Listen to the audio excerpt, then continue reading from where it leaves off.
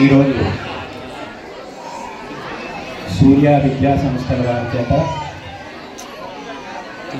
అత్యంత వైభవోపేతంగా జరుగుతున్నటువంటి సామూహిక అక్షరాభ్యాస కార్యక్రమాలు ఇప్పుడే శుభముహూర్తం అయింది.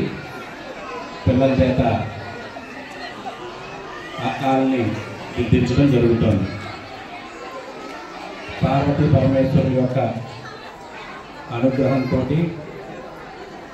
ఈ యొక్క అక్షరాలన్నీ కూడా రావడం, ఎలా జీవించాలి, మానవ జీవితం ఎలా పరిపూర్ణం అవుతుంది, భగవంతుడి అనుగ్రహం చేయాలి అంటే ఎలా ఉండాలి అనేది ప్రధానంగా భగవంతుడి యొక్క వరప్రసాదంతో మనకి ఈ యొక్క జ్ఞానాన్ని పరమాత్మ ప్రసాదించడం జరిగింది.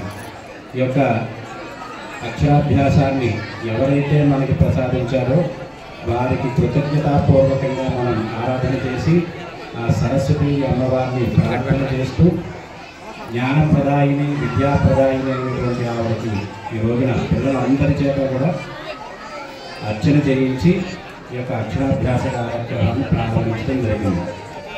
శాస్త్రంలో మాట ఉంటుంది, అమంత్రం నాస్తి అక్షరం నాస్తి మూలం అనౌషధం అయోగ్యో పురుషో నాస్తి యోగిగా తత్వదుర్లభాని. అంటే మంత్రానికి జీవితానికి ఉపయోగపడని అక్షరం లేదు, అలాగే పనికిరాని మొక్క అనేది లేదు. అంటే సృష్టిలో పరమాత్మ ఏదైనా ఒక చెట్టునో మొక్కనో ప్రసాదించాడంటే దాని వేర్లు అన్నీ కూడా ఒక్కోటి ఒక్కో ఔషధం అని చెప్పి శాస్త్రం. అది మనం గ్రహించలేకపోతున్నాం అనేది శాస్త్రం అన్నమాట. అలాగే నాస్తి మూలం ఔషధం అయోగ్యో పురుషో నాస్తి. వీడు పనికిరాని మనిషి అనేది సృష్టిలో ఉండదు, వాడుకునేవాడిని బట్టి ఉంటుంది తప్ప పరమాత్మ ఒక చోట ఒకరిని పెట్టారు అంటే దానివల్ల ఏదో ఒక ఉపయోగం ఉంటుంది.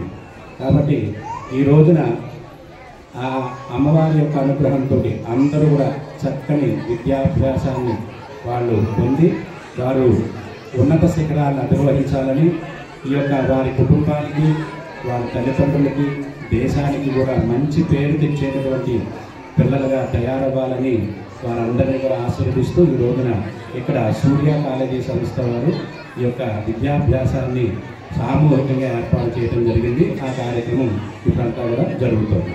స్వస్తి.